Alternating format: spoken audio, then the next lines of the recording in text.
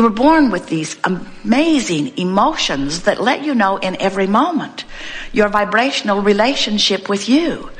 But before you can really understand your vibrational relationship with you, you've got to understand that there are 2 points of vibration within you. There's the vibration that comes forth from who you really are as source, and then there's the vibration that comes forth in response to what you're thinking right now. So right now, if you're thinking about how much you love someone, you're in alignment because that's what your inner being is thinking also. If in this moment you're thinking about how wrong they are, or how insensitive they are, or how much they have betrayed you, the negative emotion you're feeling as you have those thoughts is there because your inner being is not having those thoughts. Your inner being is looking at the best of them no matter what you're doing. So when you find the worst of something, you separate yourself to some degree from the vibration of who you are. When you look for the best of something, you come closer into alignment.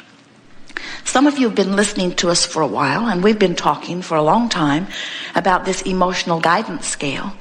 We talk about how on the good feeling end there's love and appreciation and joy and eagerness and passion, all those good feeling emotions, and also your perception of your power and freedom. And on the other end are really bad feeling emotions like depression or despair or fear, and your perception of disempowerment. And of course, everything in between. And sometimes you get the feeling that we're so wanting you to be up in this good feeling vibration that you should do everything you can to get there. And we say, problem with that thought is you can't get there instantly. And when you want to be someplace that you're not, you don't move toward it, you move away from it. Picture yourself taking your boat down to the river's edge. It's a wonderful analogy. Some of you have heard it from us many times before, but it is the best picture of how this all fits together that we can find for you. You take your raft down to the river, you have your oars already in it, and most of you, dear beloved human friends, turn your raft upstream and begin paddling very hard against the current. And we say, and this is really worth taking in, we would remember this forever and ever and ever if we were standing in your physical shoes. Nothing that you want is upstream. Nothing that you want is upstream. And the reason that we can so emphatically give that to you is because we know the stream. We know how the stream has been created. We understand the power of law of attraction and its effect upon your desires, which creates the stream.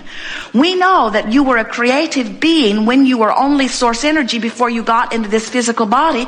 And we know that law of attraction was attracting to that powerful vibrational essence of who you are. In other words, well-being was already coming to you before you were born into this body.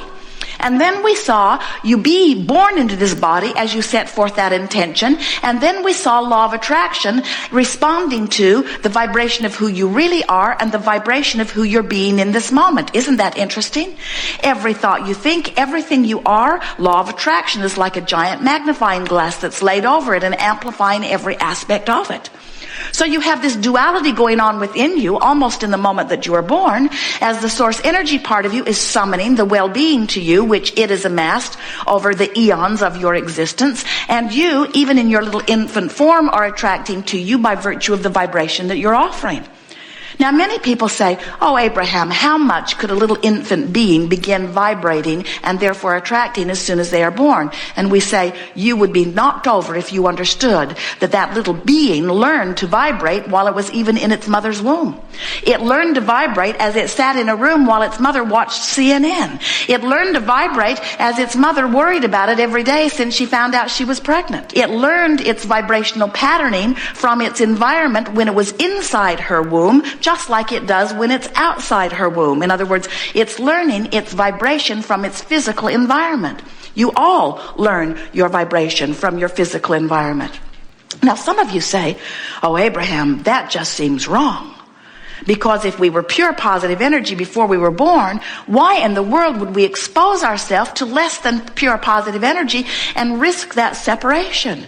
And we say, because you were so exhilarated about the variety that you knew would inspire yet new desires. Because you know you are an eternal being. Because you're looking at life from the broader picture, not from the narrow picture. Because you know that being out here on the leading edge of thought and being exposed to the contrast would cause you to come to new preferences. And you knew that the broader, most significant inner being, eternal part of you would then become that new idea that you had carved out, and you saw no risk whatsoever. And anyway, you said, the physical part of me will have access to knowing where the non-physical part of me is always going, because the non-physical part of me is dominant, and the non-physical part of me, law of attraction, is responding to me, and the non-physical part of me will feel really, really good. So if anyone wants to feel good and they just reach for the thoughts that feel good, they can easily become a vibrational match to who they are becoming.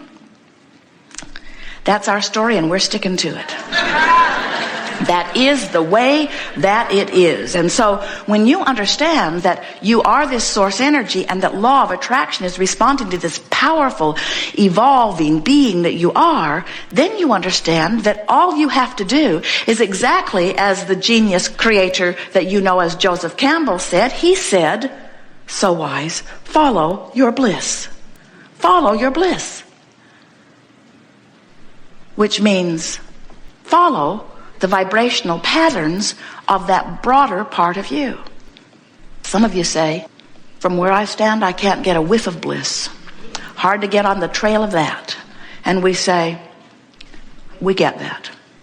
As we talk about all these good feeling emotions when you're feeling bad, we're just annoying. So we would like you to leave this gathering today remembering two things. Nothing you want is upstream, and there really is only one emotion that you ever need to reach for. And let's give it, this powerful emotion, one word that you will always remember. Let's call it the emotion of relief. Because you really, from your despair, don't have the choice of appreciation, vibrationally too far apart. From your doubt, you really don't have access to the vibration of belief. It's too far apart. When you are facing the reality that makes you feel fear, you really do not have access to the vibration of appreciation and well-being. They're too far apart. But no matter where you are on the emotional scale, you have access to the feeling and emotion of relief. So you could say, and you'd be accurate to say it, from where I am, I only have two choices: worse or better. Feeling a little worse, feeling a little better. But what sometimes you do, because you're so not liking where you are and so much wanting to be someplace else, you want to turn and put a motor on your boat and speed to where you want to be. And we say, then you don't understand the stream. You don't have to turn your boat around. Just stop paddling. Just drop the oars. The stream will turn you. You don't have to paddle downstream. Do you know every time you try to paddle downstream that instead you paddle upstream? Every single time you say, oh, this is hard, I need to give this something more, you turn upstream every single time. When you say, I'm sick and I want or need a healing, everyone that we've ever seen reaching for a healing turns and goes upstream.